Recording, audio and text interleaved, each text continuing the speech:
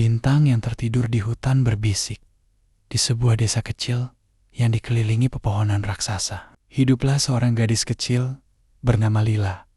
Usianya baru 7 tahun, tapi hatinya penuh keberanian dan rasa ingin tahu. Setiap malam, sebelum tidur, dia duduk di jendela kamarnya yang berbentuk lingkaran, menatap hutan yang bergoyang pelan seperti ombak. Orang-orang menyebutnya hutan berbisik karena daun-daunnya selalu berdesir seolah membisikkan rahasia kuno.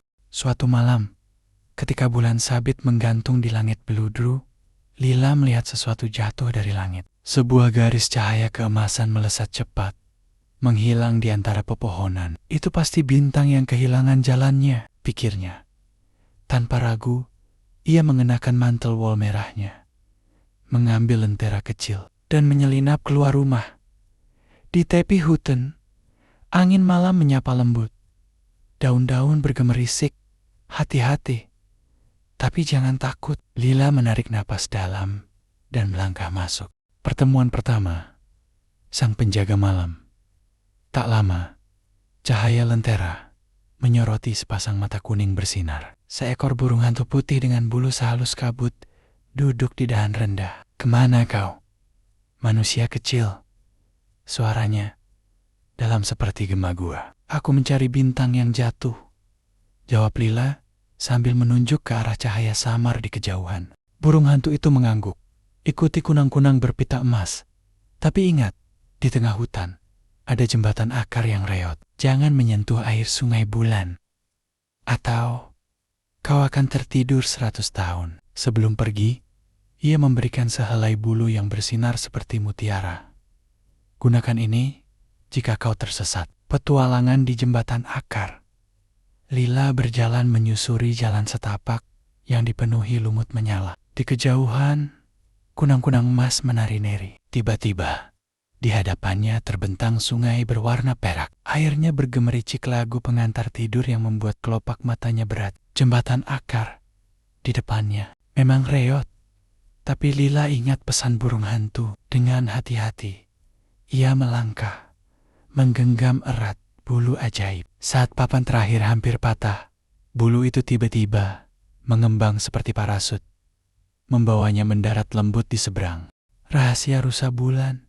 Di tengah hutan, Lila bertemu seekor rusa betina berbulu keperakan. Matanya seperti dua batu kecubung yang berkilau. "Kau berani, manusia kecil," ujar rusa itu sambil menundukkan kepala. Di antara tanduknya bergantung lonceng kristal berbentuk bintang. "Bawalah ini, lonceng ini akan berdering saat bahaya mendekat." Tapi ketika Lila hendak mengambilnya, rusa itu menghentakkan kaki. "Sebelumnya, jawab teka-tekiku.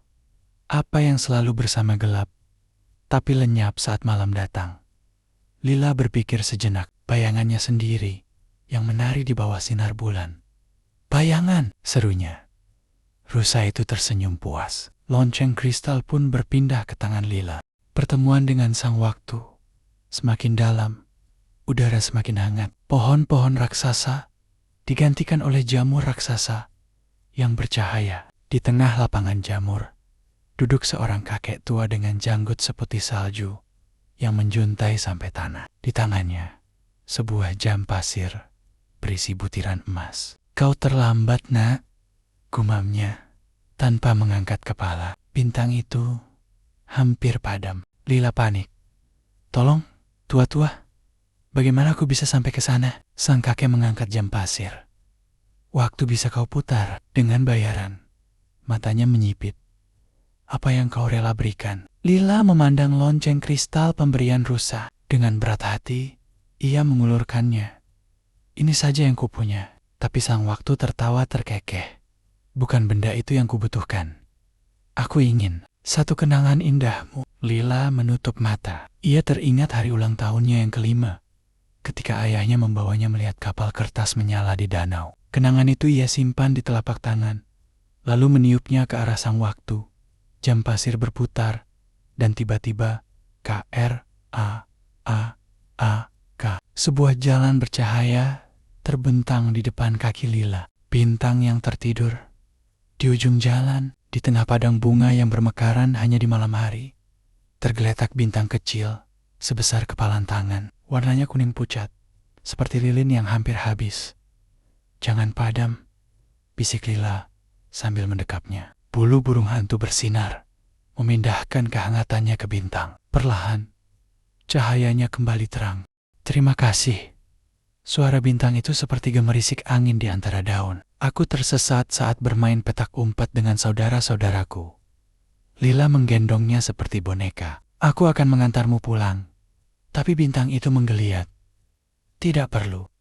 Lihat, langit di atas mereka tiba-tiba dipenuhi cahaya. Ratusan bintang turun seperti hujan terbalik, mengelilingi bintang kecil yang bersorak gembira. Sebelum pergi, bintang itu mencabut sepotong kecil cahayanya, membentuk kalung berbentuk bulan sabit. "Untukmu, pemberani kecil." Pulang ke rumah, saat fajar menyingsing, Lila terbangun di tempat tidurnya. Untuk sesaat, ia mengira semuanya mimpi sampai tangannya menyentuh kalung bulan sabit yang hangat di lehernya. Dari jendela, hutan berbisik bergoyang pelan, seolah berkata, "Tidurlah, pahlawan kecil." Dan di kejauhan, sebuah bintang berkedip lebih terang dari yang lain, seolah sedang tersenyum tamat.